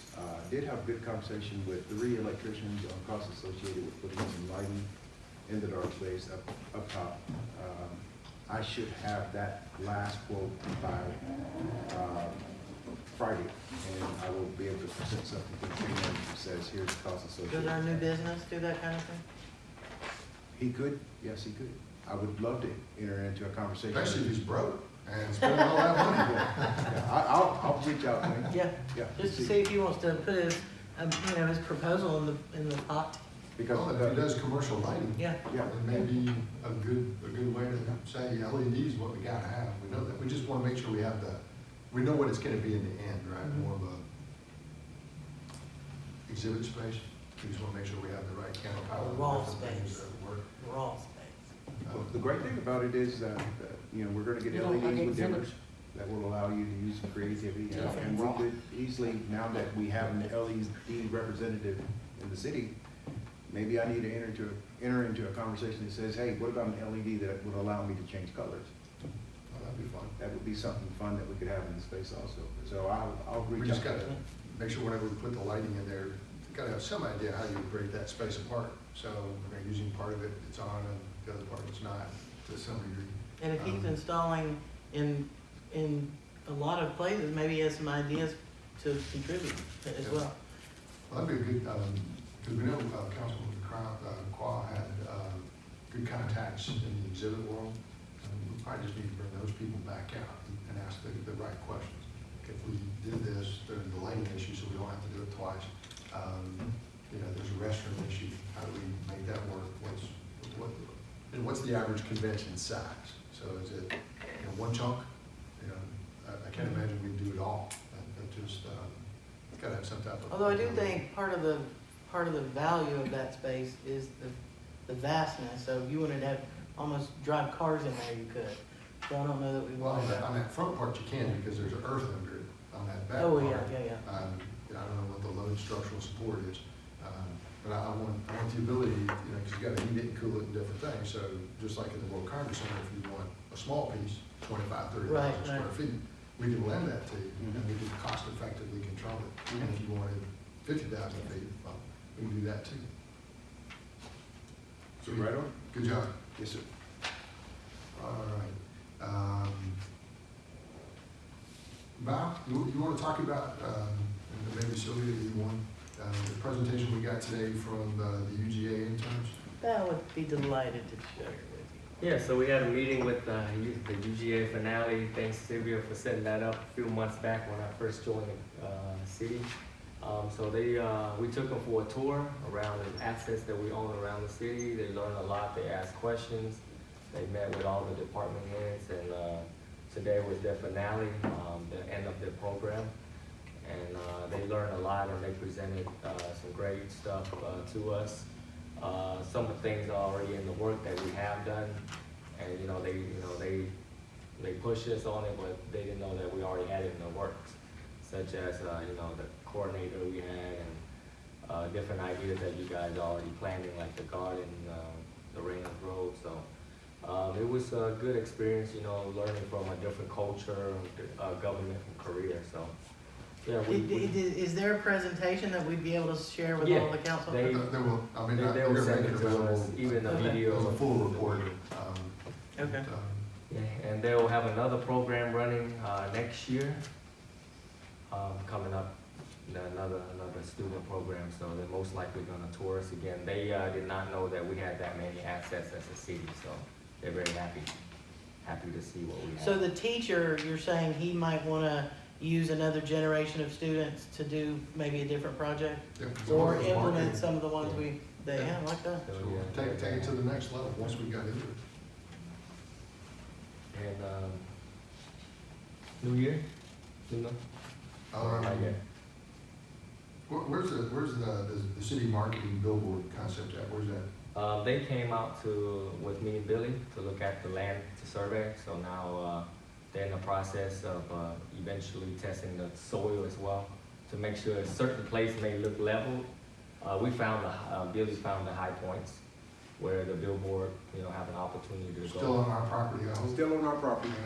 To be more specific, if you are looking at the boardwalk, the very last building that is to the left, then you've got the brick trash enclosure. There's a spot that's a high point, and then everything drops down towards the creek. The guy, I can't think of his name, I think his name is Gary or Ray, but at any rate, he and I walked the entire property, and we actually went back into the wooded area to see what we were working with. And we both came back to the same conclusion. The highest point is right there before you actually start getting into the bulk of the property at Old Town Morrow. So their next step is to come out and core and get samples to make sure that the soil is stable enough to handle the weight of the concrete once they put the foundation in. And they'll do that here pretty quick. What about the one on the other side? How did that go? Yeah, they surveyed that one as well. They found the part where, they marked it, where they potentially can go, but same thing, they gotta test that soil, to make sure it's good soil and it's not gonna cost so much money to try to, if it's too soft, it won't work. Yeah. If it's, To be more specific with regards to what Val is making mention of, it was very interesting to have the conversation because when they go in and do a core sample of the soil to determine what type of soil it is, it could impact the cost associated with the overall amount of concrete that they would have to pour just to hold the foundation of the poles up into the soil. Which will also be affected by whatever we're trying to build around it. That is correct. So weight becomes a very, very, it's very, very critical. So they want to make sure that the soil that's in place is stable enough so that when they do pour that concrete foundation, it's not gonna sink into the ground. We like that. Yeah.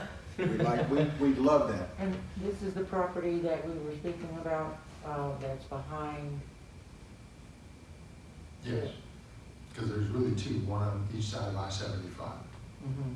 Does that make sense? And then Woodway, Skylight side over there. which has got the cell tower on So, it. yeah, this one on this side, is that the Papado, No, this by that property or further by there? much further back. It's gonna Yeah, be, okay. in the Old Town Morrow Right there, section. that section, And okay. the idea is we're gonna incorporate some, their, Right.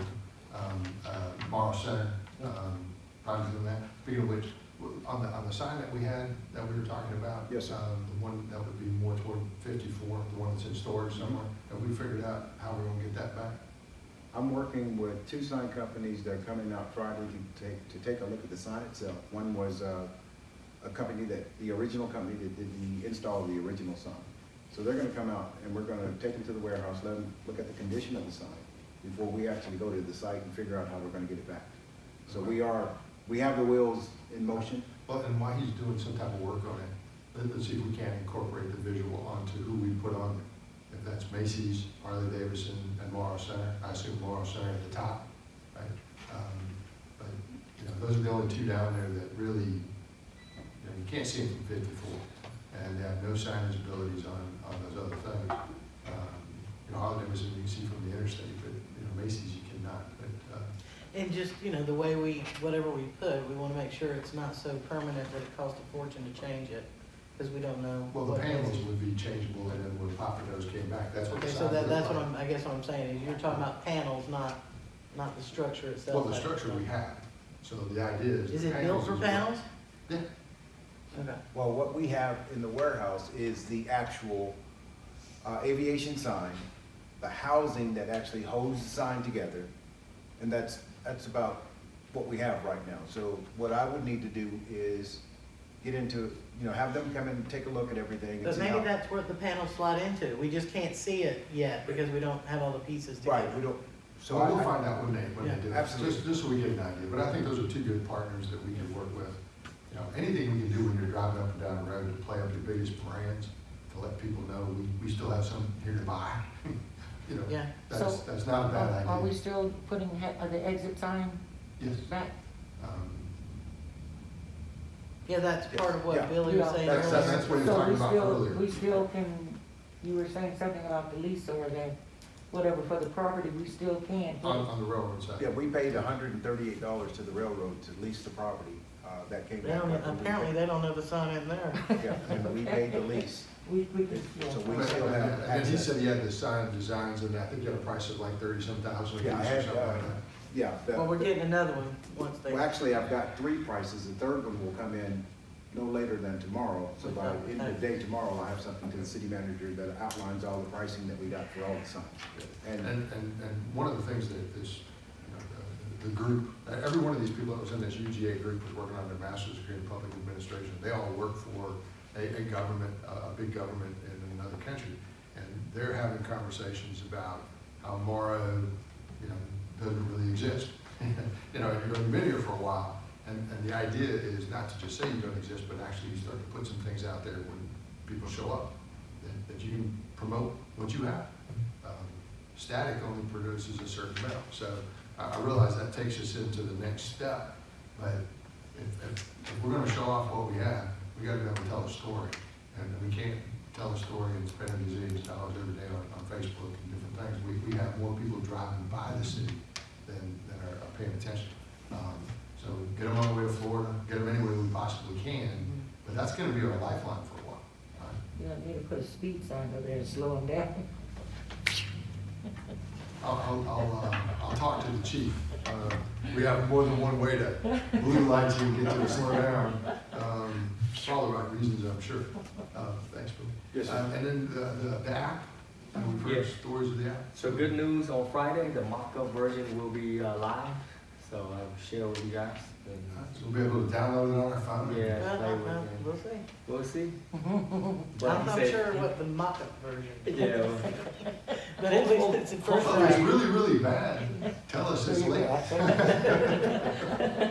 Yeah, hopefully it's good enough for us to partner up with a local business to help drive more jobs or, you know, whatever it needs. Help with coupons and. Perfect. Any, Well, I like any coupons. businesses that we're chasing, you wanna? Yeah, shout out? yeah, we already have like all the hotels and. No, I local think he business. means just, what businesses have you been pursuing? As far as, Talk about the Starbucks meeting? Starbucks, spoke with Starbucks, they gave us feedback that they can't join us right now because they recently built the one on Terra Boulevard, which drew about 80,000, you know, car traffic. So this area, they say, is really good and has really high potential. And they took a chance down there and they said that, they'll, pursue, you know, maybe speak with us again in the next 2 years. So they have a contract that they can't pop one within 1.7 miles within the 2-year, period. Who's their Also- competition? Yeah. We had that conversation, Carolyn Coffee So actually. Caribou said- Coffee, that's right, that's right. We went down about 4 tiers below that, Let's- if not, let's- then not something else. Let's so. talk to their competition then. Yeah, so thank you, Mr. Mayor and the council and, Ms. Sylvia for, approving the retail track, app that we had. It's able to allow me to reach out to the large business people and they actually call you back. Like, that was how we got in touch with, Starbucks. Yeah, in fact, that guy, that guy's name, Hamer or something? Yes. I feel like he's the same one we talked to years ago. Yes. Yeah. And he said that, Starbucks took about 4 years. The whole conversation was about 4 years before that happened. So, yeah, it can happen. So we just, And I don't think the council as a group has heard yet about the microbrewery yes. that you spoke to. And So, the microbrewer guy, decided he wanted to come pay a visit on Monday, but his HVAC was out. I should have had Billy come check it out. And so, he had to reschedule, but he wanted to tour our city. 2 weeks ago, Sweet Hut, you know, they came to tour as well. And, they toured. Sweet Hut Bakery, for those Yes. who aren't familiar. So they toured the tourist center and all the assets we have. They really like it, and they brought their mom, dad, and the whole family down. So they own 2 types of franchise: the bakery and then food terminal, which they sell different type of Indonesian cuisines. Where is the food terminal? Beautiful highway, next to the city farmers market. Okay. It's built, you know, similar to like an airport type of terminal, and they have people sit around, walk up and order. So it's a pretty cool concept. Also, last week, Hank Aaron Group, they closed the deal on the land It's next the to. empty lot beside Tidal Way. Yeah, So you know Popeyes, that's not enough. It's a Hank Aaron, oh, Popeyes. Yeah. That's a home run. No Yeah. joke. That's a home run. So- No pun intended, if it's So a they pun. did- so yeah, the deal closed. It is a Yes. go. Yes, it's a go. That's cool. That is cool, and we've, I'm gonna We've talk worked to some Hank good- about that crispy chicken he made. oh, brother, Chicken sandwich. put a fence around it. We can see her in line now. I have a new menu recipe for him. Oh, but you could easily see the marketing that could go behind that one, can't you? Yeah. That's Chicken nice for to have. seniors. Something different, something unique. Why us versus somebody else? That sets you apart. Yep. And then I think it's fair to talk about Chef Smokey. And- Yes. and, yeah. I mean, So, just, his, Reached out to Chef Smokey the other day, and he had a crying moment, because he started out in his backyard and just whipping up tacos, and his friends, just he started as a joke in the backyard, and he finally saved up $30,000 in cash, purchased his first food truck, and a month later he's here, and he's only had that food truck for a month. 1 month. Okay, now that is strangely phenomenal. It Yes. sounds like he's from California, is he? I mean, just that Marietta. many people know about him. Marietta. We need to talk to him about how he Sounds like markets. backyard too. I mean, it's not natural for that many people to know about him already, so he must be doing he has something. about 14,000 followers on Instagram, And Yeah. he's just a neighborhood guy that would just grow up, high school dropout, and he just started his own Don't say business that. and it went well. There was a guy today on the news, his business, I can't think of his name, but he said his business, he doesn't do any business in a restaurant. He bought a food truck and he goes to HOA, subdivisions and all of that, and served lunch and dinner to people. I don't know if that's something that he does, but, it's a Mexican restaurant, so he says it's holding them, What It makes isn't. him special is it's a trend right now in the U.S. where you dip your taco into this sauce, that meat sauce that he cooks for like 6 hours, and so it's different versus salsa. So it makes your taco moist. He's from California. Like a taco He's fondue. gotta be from California. I'd like to get in town. I think there's a real possibility there. Good work. City attorney probably doesn't have any updates on the Old Town Mall property. That would be a fair assumption. Fair assumption. And that's related to the surveyors and the other things. We haven't delivered the product yet, which means she doesn't have anything to review, so wonderful. And just remember, we're keeping her busy, so I wanna make sure we're not, sometimes I have to say, I need you to push pause on this, cause I got to handle something that's time sensitive, like this subdivision, for example, so. On the Reynolds Road property outside of the garden, I had a chance to tour that with Van the other day. For those who have not walked through that building, we're looking for lots of different perspectives. Maybe you see something that's helpful and can add to the discussion. Because we've got just buildings sitting there vacant, long-term is a bad idea. We gotta come up with something and start moving in the right direction and make it happen. I have had 3 roofers to go out and get on the roof to get cost estimates to make any repairs that need to be made as relates to roof leaks on building A and the gym.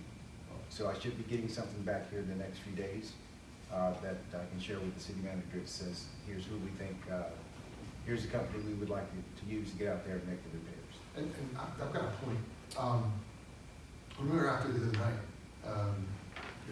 that parking lot out here has got a lot of, not just cracks in it, but those cracks are like ½ inch. You talking about at Reynolds Road? No, right here in front of this building.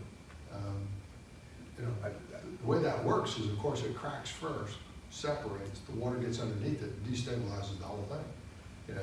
But hasn't it just been like resealed not too long ago? I think just me coming in and looking at it, it looks like we had someone to go out and actually, they took the cracks and filled it with tar. Right. And heated it up and kind of let it dry. But it's starting to settle even more because we had such an extreme hot summer and that asphalt heated up a little bit more. So that tar has dropped down a little bit more than what it has, say, a year ago. It's somewhat it's pretty close to the point where we may have to mill a portion of that off, and we may have to come back and put some asphalt down. But that's normal when you have, that asphalt heats up and cools down. It expands and contracts, Well, I know they take the emulsion and they put it in there and it does it, and it looks weird, but it buys you time. It buys you time, that's exactly right. When I was out there the other night, right after that rain, it was very noticeable. And you're like, oh gosh, so. It's a Band-Aid. That made me a little paranoid, this long term, so.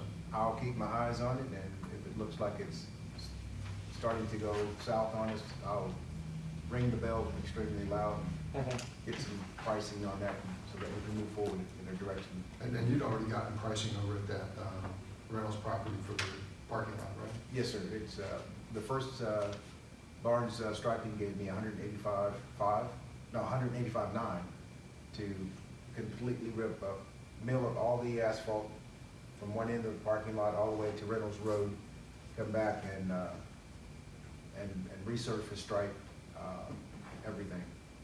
So I'll include it. So, and they would also adjust the slope of the asphalt so it would fall in a direction that would not push that water back towards the garden or the dog park. Right now, the water is being pushed back in that direction. Okay. All right. And then the last thing on that, If I may, ahead. speaking of, tracks and stuff, the walking track, is that still in good condition, or is it The rubber compromised track, or breached in any areas? the concrete trail? No, the soft surface walking. There was only one area that I noted, during the rain, just before Saturday, Friday. There's a small area over here by the shrubs that I'm gonna actually add some dirt to bring up the Are elevation. you talking No, no, about I the mean rubberized the surface? rubberized Yeah, Yeah. Well- it's holding, but there are areas around it where we have. Well, I can tell you somewhat- specifically where one is, it's where and this is on my list to talk about at the staff meeting, where the path comes up from Graceland. Right. Yeah, just right in that area, there's like cause it's a sink little hole, lifted and then up. it almost like bumps up, so we just need to make sure, to your point, you Yeah. can add dirt under there? You can actually I can actually add some type of, we've got some pebble gravel, Okay. pea gravel that we took off of the roof, when we did the re-roof over at Public Works. I've got a whole pile of stone that I can use it's a polished type stone that when you walk on it, it's not gonna create a hard problem for your feet, but nevertheless, It won't penetrate in the bottom of that soft surface, it won't no, start it's cracking. what we need to do is, it's a combination of soil and some type of, stone that would allow the water Okay. to slowly percolate into the ground as opposed to what we're experiencing now. That's, water's coming down and it's actually running off, that's why the soil is moving away as quickly as it And is. on So- that other side over there by the houses I thought I noticed like a dip over there. And you're probably right, it's probably where water has come down. It's channeled its way from another location. Okay. It's gonna find the lowest point and push. And when it pushes, it's gonna take soil with it. So I'm gonna go out, I'll take a look, and I'll come up with a plan and get with the city manager and address that immediately. You have so many people out there walking Now, all the kinda- time, that's a very kind of last thing on that Reynolds property, popular. and these are nothing more than ideas. So when you look at, kind of how the buildings lay out, obviously that central building, is in pretty decent shape. It's complicated to kind of figure out its ultimate use, but if part of the idea is, I'm gonna call it an art district, for lack of a better word, all right? You say central building, which, This is gonna be the main building. Building. Sanctuary. Sanctuary. The most The recent. halls are really big. Yeah, yeah. You got 4 big spaces downstairs on each side, 4 upstairs, that's a total of 16 spaces, and a humongous area in the middle. If the idea is we're headed more toward, some type of art client, let's use that roughly, right, whether that's a pottery or painting or photography or something like that. In each of those spaces, maybe some type of private sector ability so that we can recover some of the cost to operate the building. We've got to start to reach out to some of those people, before we get too far in there with this great idea that might not materialize, and walk them through it and get some of their opinions, and to say, where's this being done somewhere else? Where is there a little bit of an art group who might have an interest? And start walking them through there saying, if this happened, so that we get some idea of what their answer might be. We might say, great idea, and they might say, no, it isn't. Now, we know right now, we don't have an eclectic little group who kind of hangs out here, but that doesn't mean we can't start one. It would be awesome as a theater, people present plays, and got a little stage, little kiddie shows. It's something that actually works.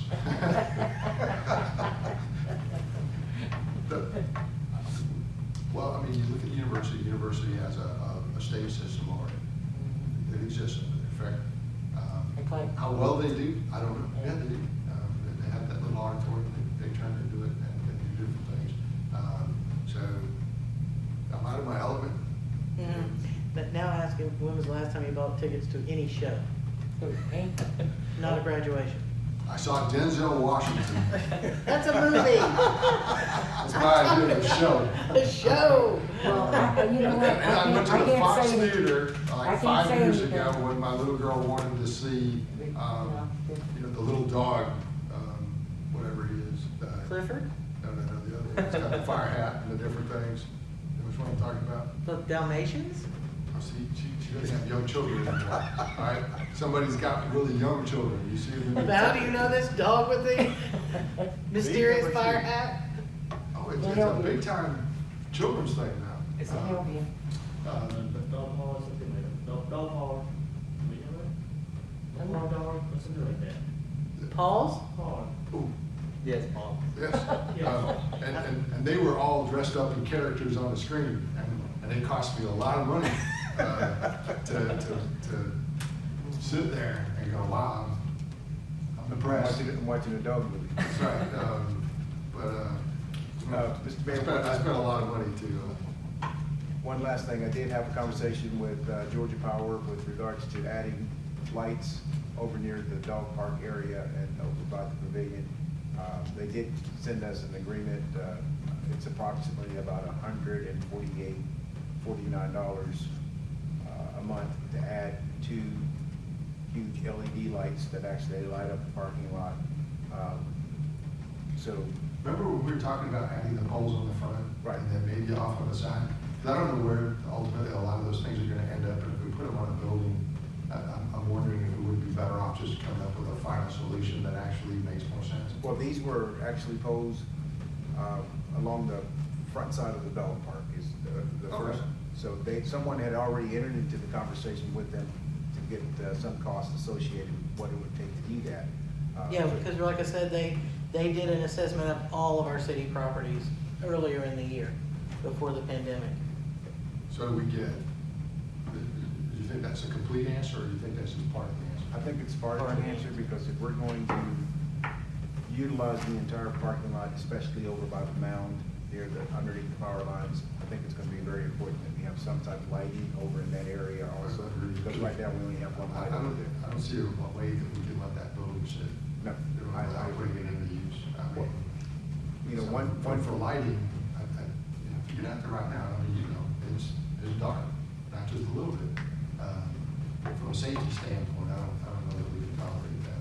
Well, the other thing that I asked staff to do was go over to the building and flip the breakers on so that we can figure out what lights come on the front of the building along Reynolds Road, so that we can light up some of the space. So we're working on that now. Hopefully by Friday, I should have some lights on at that location. All good? Well, our timing is about right. Any other questions, anybody? What are those little wooden billboards at the dog park and the property, it was at Community Garden entry? It's like a. It's like a sandwich board. Oh, no, that's, so we can start leasing the space. wherever. Oh, We're yeah, trying to have a yeah, conver- Yeah, it exists, but there's a board that goes on it, and it says leasing and development opportunities. Oh, okay. Because if we start to make some of that stuff Okay. work, I'm not kidding when I say we need to, Okay. contact some of these folks and have good discussions, as soon as we can, because the sooner we have those, then we have a better idea before we spend a lot of money on design and different types of things, what works. Paw Patrol. Paw Patrol, yes. Thank you. Trust me, you could buy the You whole Googled. TV series for what I bought tickets for. But I appreciate it, and good night. Good night.